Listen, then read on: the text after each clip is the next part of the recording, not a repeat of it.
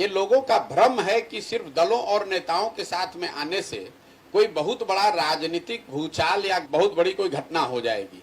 कई बार आप लोग ये उदाहरण देते हैं कि 77 में भी विपक्षी एकता हुई और जिससे इंदिरा जी को हराया गया, तो आपका ये भ्रम है।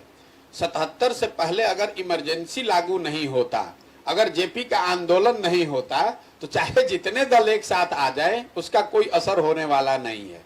आपने फिर वही चीज देखी 1989 में, जब बीपी सिंह के नेतृत्व में सारे विपक्षी दल एक साथ हुए और उन्होंने कांग्रेस की सरकार को हराया। लेकिन दल बाद में एक हुए। पहले बोफोर्स मुद्दा था, भ्रष्टाचार मुद्दा था, उस पर पूरा देश का जनमानस उद्वेलित हुआ, वो साथ में आया। तब उसके पीछे अगर दल साथ में आ जाए, नीचे जमीन पर काम हो, तब उसका असर पड़ सकता है। तो जो विपक्षी एकता का प्रयास किया जा रहा है वो ठीक है, होना चाहिए, लोकतंत्र के लिए जरूरी है, लेकिन उसका चुनाव पर कितना परिणाम पड़ेगा ये इस पर निर्भर है कि जो एकता बनाने की कोशिश कर रहे हैं या जो उसके भागीदार लोग हैं वो किस मुद्दे पर जनता के पास जाते हैं। वो सिर्फ कौन चेहरा लेकर जाते हैं ये भी जरूरी नहीं है। अगर आप सही आंदोलन करेंगे, सही कार्यक्रम लेकर जनता के बीच में जाएंगे तो चेहरा अपने आप निकल आएगा। 1977 में मोरारजी देसाई जी प्रधानमंत्री बने। ऐसा तो है नहीं कि 77 का चुनाव मोरारजी देसाई को पहले प्रधानमंत्री डिक्लेयर करके लड़ा गया। बीपी सिंह जी को भी कोई प्रधानमंत्री का फेस बनाकर डिक्लेयर करके नहीं लड़ा गया। ये आपको उदाहरण आते हैं। अच्छी एकता सिर्फ पार्टियों और नेताओं के साथ बैठने से नहीं, लेकिन अगर समाज के स्तर पर कोई मुद्दा जो जनमानस को उद्वेलित करे, उनके इमेजिनेशन को कैप्चर करे, उस मुद्दे को लेकर आप जाएंगे, तब इन पार्टियों की जो ताकत है, इनके जो कार्यकर्ता हैं, उसका कुछ असर हो सकता है।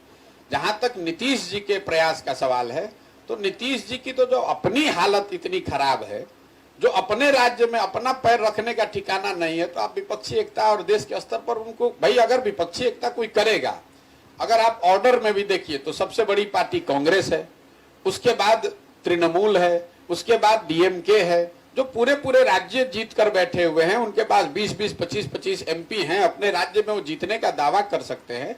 नीतीश कुमार जी के पास तो कुछ है ही नहीं, न दल है, न इमेज बचा है, तो आप किस आधार पर आपको कोई बना दिए। तो बिहार के पत्रकार जो हैं, ये आप लोग जबरदस्ती का खबर बनाते हैं। आप कर्नाटक में, तमिलनाडु, बंगाल में जाइए तो कौन चर्चा कर रहा है नीतीश कुमार की। और जिस दिन महागठबंधन बिहार में बना, उस दिन मैंने ये बात कही कि बिहार का महागठबंधन बिहार की घटना है, इसका राष्ट्रीय राजनीति पर कोई असर नहीं पड़ने वाला है। आरजेडी को 0 एमपी है बिहार में। अब आप लोग का ये मानना है कि भाई ये इतना मजबूत दल है कि ये लोग डिसाइड कर सकते हैं। जिस दल के पास 0 एमपी है वो तय करेगा कि वो कौन देश चलाएगा, ऐसा संभव है। नीतीश जी के पास 42 गो विधायक है और 16 गो एमपी है, जो पिछले गठबंधन में वो जीते थे। कितना इस बार जीतेंगे वो आपको बेहतर मालूम है हमसे। तो जब आपकी अपनी ताकत नहीं है, आपके अपने 10 एमपी नहीं है, तो आप देश की राजनीति में क्या भूमिका अदा कर सकते हैं।